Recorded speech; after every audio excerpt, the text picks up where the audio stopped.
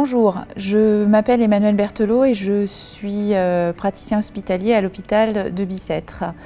Et je vais vous parler aujourd'hui de l'insuffisance cardiaque et des particularités chez la personne âgée. Alors effectivement, chez la personne âgée, l'insuffisance cardiaque a des points notables et notamment elle touche de façon plus fréquente les femmes et elle a pour particularité souvent d'avoir une fraction d'éjection normale. Chez le patient âgé insuffisant cardiaque, une des caractéristiques aussi, c'est qu'il va présenter plusieurs comorbidités et à ce titre, on pourra citer des pathologies respiratoires, une anémie, une maladie rénale chronique et l'association de troubles neuropsychologiques. Une des caractéristiques aussi particulières, c'est que le diagnostic n'est pas toujours évident chez une personne âgée puisque les symptômes ne sont pas très spécifiques de l'insuffisance cardiaque. Si un patient va consulter pour un essoufflement, une fatigue, finalement on va pouvoir mettre ça sur le compte de la vieillesse ou de l'âge, alors que parfois il va falloir penser à l'insuffisance cardiaque. Par ailleurs, chez cette population, les taux de BNP sont parfois élevés et donc si on a un dosage du NT-proBNP ou du BNP qui est normal, on pourra être rassuré.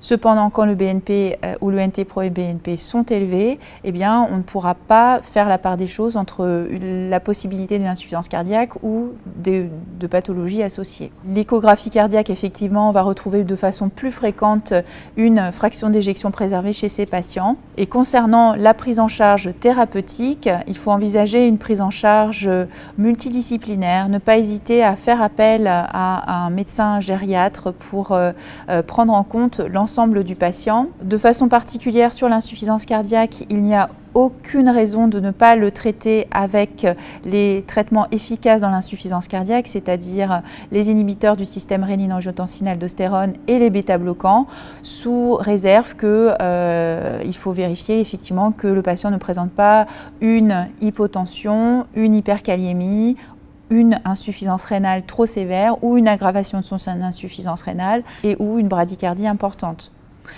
Il faudra prendre aussi en compte l'ensemble des comorbidités et à ce titre faire une évaluation de sa fragilité. Il y a des scores de risque de fragilité qui existent, qui prennent en compte à la fois le contexte social, le contexte général du patient, des comorbidités, des antécédents d'hospitalisation et on va pouvoir évaluer avec ces scores la fragilité dans son ensemble du patient. Dans des études de vraie vie, on a montré que le patient âgé est souvent sous-traité et aucune étude n'a prouvé que le traitement de fond de l'insuffisance cardiaque ne devait pas être optimisé chez ce patient. Donc il ne faut pas négliger l'optimisation du traitement chez le patient âgé. Par ailleurs, il va falloir prendre en compte ces comorbidités et notamment s'il y a une suspicion de démence, il va falloir réaliser un MMS pour évaluer son état neuropsychologique. Il va falloir aussi évaluer son risque de chute avec un test qui s'appelle Get Up and Go où en fait on fait lever le patient de sa chaise, faire un petit tour et se rasseoir et on évalue le risque de chute à ce moment-là et c'est un test très court à faire.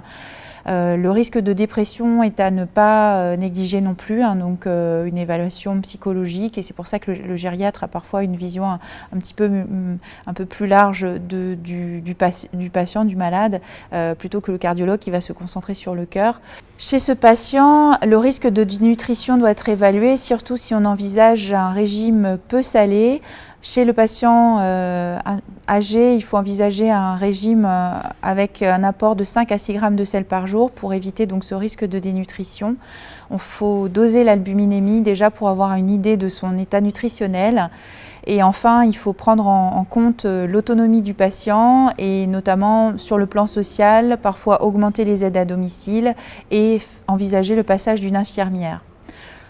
En pratique, chez la personne âgée, il est important de prendre en compte la globalité du patient et de ne pas miser uniquement sur la diminution de la mortalité, mais envisager surtout le bien-être du patient et l'amélioration de sa qualité de vie.